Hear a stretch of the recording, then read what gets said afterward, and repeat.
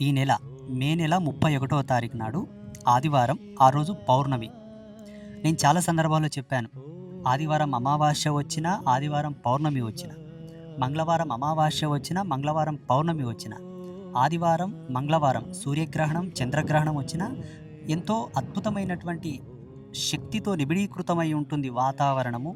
విశ్వాంతరాలలో ఉండేటటువంటి గ్రహశక్తి, మనుష్య జన్మలో ఉండేటటువంటి ఆరా లెవెల్స్ గానివ్వండి, మానవుని యొక్క జీవన స్థితిగతుల్లో ఉండేటటువంటి దైవీ తత్వం కూడా ఒక విశిష్టమైనటువంటి శక్తిని సంతరించుకుంటుంది. కాబట్టి ఆ రోజు కొన్ని ఉపచారాలు, కొన్ని తంతులు, పూజలు చేస్తే విశేషవంతమైన ఫలితాలుంటాయని చెప్పేసి మనకు ధర్మశాస్త్రాలు, మంత్రశాస్త్రాలు చెప్పాయి.